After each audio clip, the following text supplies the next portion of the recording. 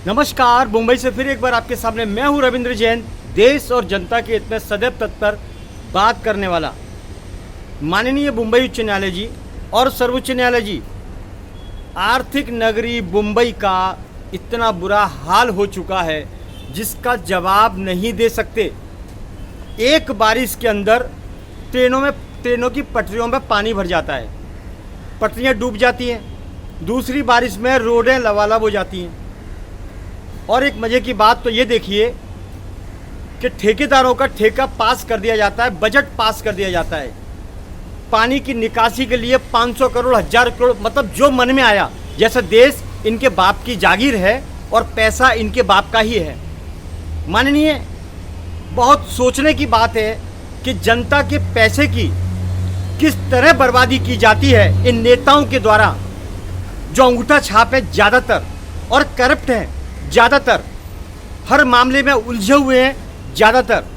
माननीय, बजट कहाँ से आता है, अपने देश का पैसा कहाँ जाता है, इसके बारे में आज तक अभी तक कोई संज्ञान नहीं लिया गया। केस तो चलते रहते हैं, इतने ढीठे किस्म के हो चुके हैं कि केस तो चलते रहेंगे और आपकी कोर्ट में तारीखें पड़ती रहेंगी, तारीख पे तारीख, तारीख पे तारीख, तारीख पे तारीख पड़ेगी, लेकिन न्याय नहीं मिलेगा। न्याय तो उसे मिलेगा जिसके हाथ में हराम का पैसा होगा, भर भर के थैले नोट होंगे, जिसने देश को लूटा होगा, जनता को लूटा होगा। न्याय तो उसका होगा, ये कड़वा सच है।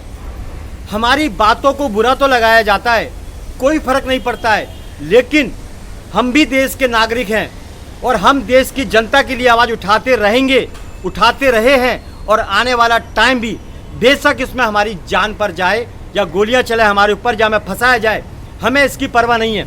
लेकिन देश के गद्दार 99% शासन प्रशासन में बैठ के हमारे देश को नोचने का काम करते हैं। ये कड़वा सच है माननीय, इस पर ध्यान देना बहुत ज़रूरी है। या तो आप एक काम करिए, रही बीएमसी की बात, छत्रपति शिवाजी महाराज टर्मिनल एक वर्ल्ड हेरिटेज है और यहाँ के लोग छाती फुलाते हैं, नी मुंबई करी और शिवाजी महाराज की जय। लेकिन छत्रपति शिवाजी महाराज टर्मिनल जब आप जाएंगे तो वहाँ पर फेरी वालों का कब्जा है। हजारों फेरी वालों को बुलाकर बैठा दिया है इन नेताओं ने और शासन प्रशासन के कुछ लोगों ने, जो हफ्ता खाते हैं। वो पूरा स्टेशन रोक दिया गया, जो चलने की नीचे जगह है वहाँ भी फेरी वाले थूक थूक के सबसे ज़्यादा गंदा करते हैं ये फेरी वाले। बाहर गांव यात्रा करने लोग जाते हैं तो टैक्सी निकलने को जगह नहीं है। मैं खुद रात को कई बार जाता हूँ, निकलने को जगह नहीं है और इतनी बड़ी गुंडागिर्दी, जोर जोर से चिल्लाते हैं जिसका कोई हिसाब नहीं। सामने पुलिस बैठी हुई है, लेकिन पुलिस क्या करेगी इसके अंदर? जो माल खाएगा वो आवाज़ तो नहीं उठाएगा, आवाज़ तो हम उठाएंगे। देश में देशभक्त मौजूद हैं, लेकिन गद्दार तो 99% मौजूद है। हमारा देश क्यों गुलाम हुआ था, इस पर संज्ञान लेना चाहिए। 99% हमारे देश में ऐसी स्थिति हो चुकी है कि किसी को कुछ नहीं पड़ी है, सब अपने अपने काम में मस्त हैं। अगर कोई व्यक्ति पिटता है तो वो पिटता रहेगा, लोग वीडियो निकालते रहेंगे, लेकिन उसकी मदद नहीं करेंगे। ऐसा भारत का संस्कृति हो चुका है। ये योद्धाओं का भारत, ये छत्रपति शिवाजी महाराज का भारत, ये अहिल्याबाई का भारत, ये पद्मावती का भारत, ये सुभाष चंद्र बोस का भारत आज ऐसी स्थिति है कि जगह जगह कारोबार होते हैं ड्रग्स के। पुलिस खुलेआम देखती है और पुलिस को ये चीज़ मालूम है, छत्रपति शिवाजी महाराज टर्मिनल वहाँ पर गैर कानूनी काम हो रहे हैं ड्रग्स के, लेकिन पुलिस तमाशा देखती है। हम आपको फिर सूचित करना चाहते हैं, हमें मार दिया जाए, हम इसकी परवाह नहीं करेंगे। लेकिन जो शासन प्रशासन में लोग बैठे हुए हैं वो हफ्ता खाते हैं, ये भिकमंगे हफ्ता खाते हैं, ये गंदा पैसा, ड्रग्स का पैसा ये हफ्ता खाते हैं और अपनी औलादों को घर सजाने के लिए वो पैसा घर पे लेके जाते हैं।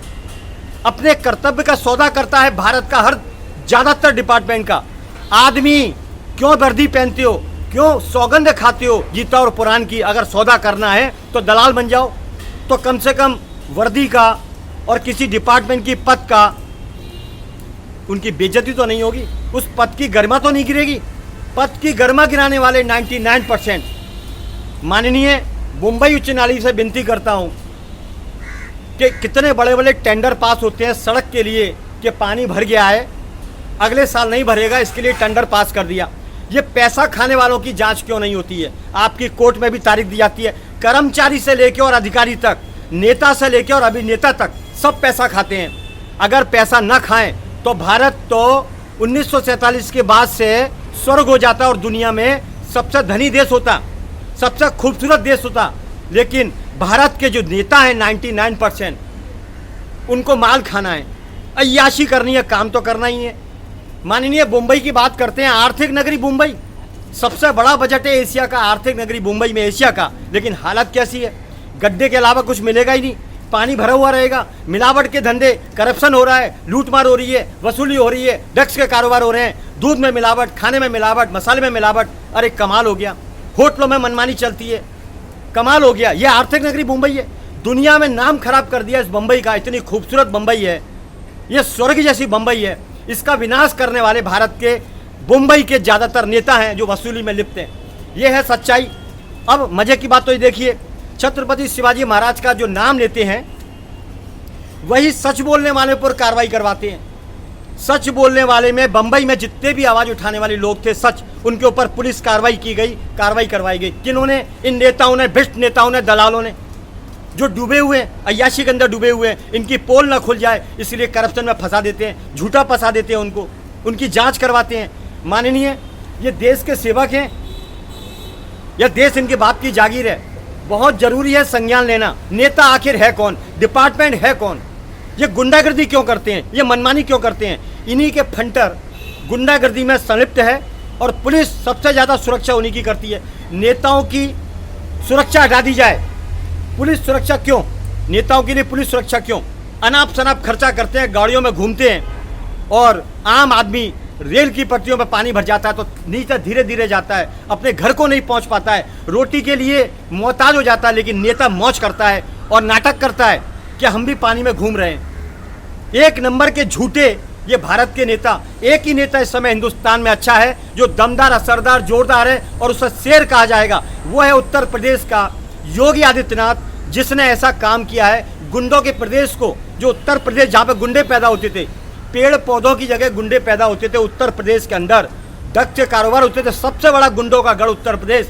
योगी आदित्यनाथ ऐसा बाबा है, उसने गुंडों को साफ कर दिया, ठोक दिया। वहाँ पर तारीख नहीं मिलती है, फैसला हो जाता है। तो और नेता क्या करते हैं? और नेता क्या करते हैं? इतने सारे मुख्यमंत्री हैं भारत के अंदर, वो क्या गोटियाँ खेलते हैं?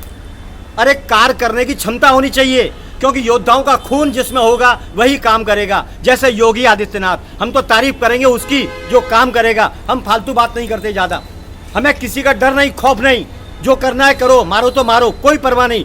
ऊपर वाले के यहाँ देर है, अंधेर नहीं है। एक बात और सुन ले यहाँ के नेता या बाहर के नेता, जाको राको साइयाँ मार सके ना कोई। आपकी ताकत में कोई दम नहीं, क्योंकि आप उसे ही मारेंगे जो आपके खिलाफ बोलेगा, सच बोलेगा, आप उसे मारेंगे। क्यों? क्योंकि आप कायर हो, आप कायर हो, बुज़दिल हो, डरपोक हो, इसलिए आप ऐसी हरकत करोगे। एक ही व्यक्ति है हिंदुस्तान के अंदर जो देश को बचा सकता है, वो है योगी आदित्यनाथ। वरना बाकी नेता ड्रग्स के अंदर लोगों को उलझा रहे हैं। जो लोग हैं उनके परिवार को ख़त्म करने का इन्होंने एजेंडा अपना रखा है, इसलिए नशे के कारोबार चारों तरफ होते हैं, मिलावट के धंधे होते हैं। दूध जो भगवान पे चढ़ता है, वो दूध जो बच्चों को पिलाया जाता है जिससे बच्चे बड़े होते हैं, उस दूध में मिलावट। भारत के अंदर जो भारत में नदियाँ बहती थी दूध की, आज नशे के कारोबार होते हैं जगह जगह, नुक्कड़ नुक्कड़, गली गली। ये नेताओं की कार्यशैली, इनके अय्याशी के खर्चे इसी में से निकलते हैं। ये 100% सच है। हमारी नौजवान पीढ़ी को बर्बाद करने वाला भारत का 99% नेता है, दूसरा कोई नहीं। ये अनपढ़ गंवार है माननीय, ये अनपढ़ गंवार हैं। इनकी नौकरी IPS अधिकारी करते हैं, गरीब बच्चों को नौकरी नहीं मिलती है। और ये अय्याश लोग अपने रिश्तेदारों को नौकरी देते हैं, पैसे वालों को नौकरी देते हैं। गरीब आदमी तड़प के मर जाता है, जहर खाना पड़ता है उसको, वो चक्कर खाता रहता है। माननीय, एक बच्चा पढ़ के निकलता है तो उससे 1000 जगह डिग्रियां मांगी जाती है, तूने क्या किया। लेकिन एक लुटेरे की डिग्री क्या होती है? चैन खींचने वाला लुटेरा नेता बन जाता है, ड्रग्स का धंधा करने वाला नेता बन जाता है, हत्या करने वाला नेता बन जाता है, रेप करने वाला नेता बन जाता है। आखिर भारत में क्या चलता है?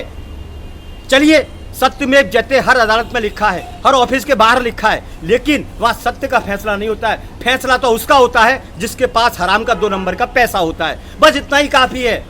मेरे चैनल को देखने के लिए रविंद्र जैन मुंबई टाइप करें और सच्चाई की आवाज़ को आवाज़ बनाने के लिए, आगे बढ़ाने के लिए आप साथ दें। जय हिंद।